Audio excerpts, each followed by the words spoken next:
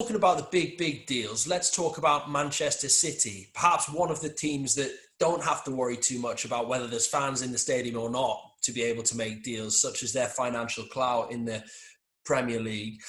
Manager Pep Guardiola appears to be wasting no time in the transfer market. He looks to strengthen his squad ahead of next season, and that's because they have had a £41 million bid for the defender Nathan Ake accepted already by relegated Bournemouth.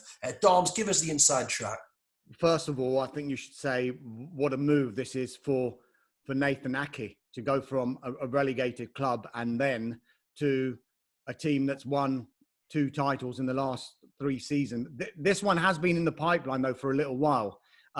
Talks between Manchester City and Bournemouth were underway before the Premier League season had even ended. And it should be said, though, look, the fee's been agreed. There's still a way to go before it gets done. Discussions still ongoing over Ake's personal terms and also the length of contract. But look, those are the issues that usually get sorted. It's always the transfer fee that's the big stumbling block, and that one looks like it's all sorted now at £41 million. He always did seem destined, though, didn't he, Nathan Ake, to return to a bigger club at some point. It was even mooted that when he moved from Chelsea to Bournemouth and Bournemouth paid a record transfer fee of £20 million in 2017, that it was almost going to be a stepping stone for him, that he would perform at Bournemouth, get regular football that he wasn't getting at Chelsea, prove himself to another big club again, and then he'd get his move. So that looks like what's going to transpire, and he'll get that move to City. The deal, though, did come when he went from Chelsea to Bournemouth with a buyback clause. And Chelsea have got 72 hours to match or improve City's offer. But our information is that Frank Lampard isn't interested in bringing Nathan Ake back to Stamford Bridge. So it should, I know you can't say with any degree of certainty with transfers, but it should be smooth sailing from here for Nathan Ake to make that move from Bournemouth to Manchester City now. Rafa, are you surprised that, firstly, Chelsea haven't taken that option? And secondly, do you think he's a good fit for Manchester City? I'm a little bit surprised that Chelsea haven't looked closer at him. Perhaps they have and just decided, ultimately it's not quite what we need. But of course, there's always a political dimension when it comes to taking a player back. That perhaps the people in charge don't want to admit they made a mistake in the first place, and now buying it back a player more expensively than he could have had him if he'd stayed. Apart from that, I think he's shown enough to suggest that he can be a real strengthener for whoever puts him in, because you want a ball-playing centre-back these days, especially possession sides who build from the back.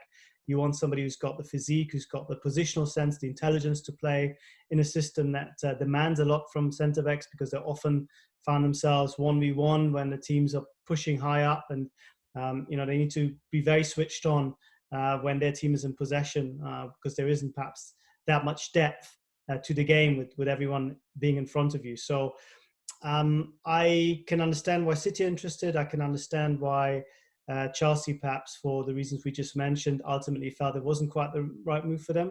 But what I would say is that Chelsea, in my view, just as Manchester City, need a bit of strengthening at the back. And I'm sure that's not the end of it. I'm sure that Chelsea are not forgoing this transfer because they feel that they absolutely don't need anyone at the back. They must obviously think about others in those positions.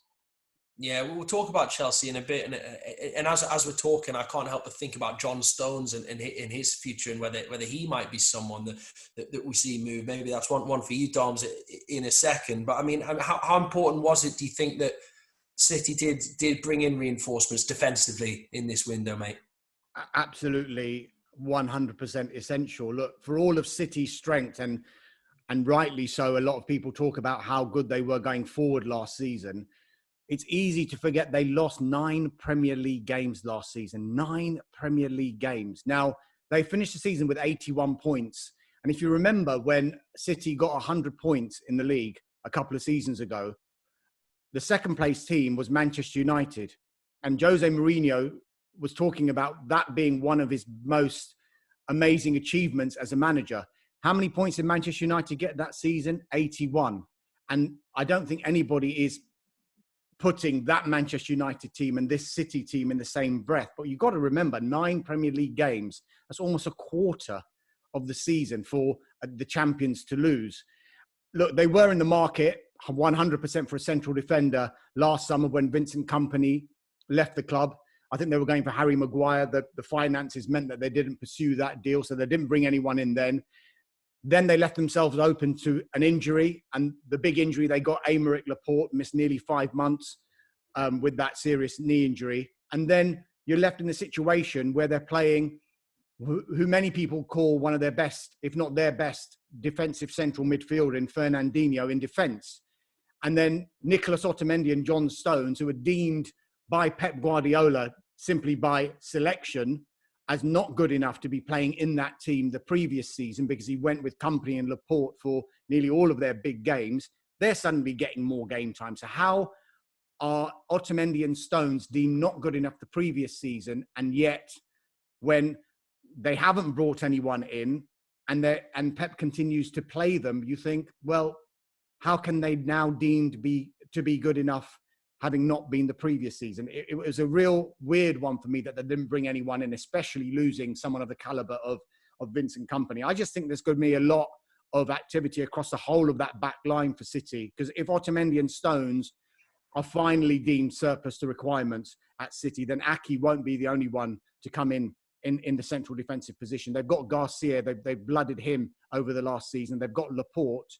After that, Ake, I think they'll need to bring someone else in as well. And I think, speaking to my colleague, Ben Ransom, who covers Manchester City quite a lot, he says that the left-back position is also an area that Manchester City will be looking at. I don't know what Rafa thinks about this, but when I was watching City last season compared to the previous 2 seasons when they were taking out everyone before them, I could see them going into every single game in the season just gone with the potential of winning that game 5, 6, 7-0.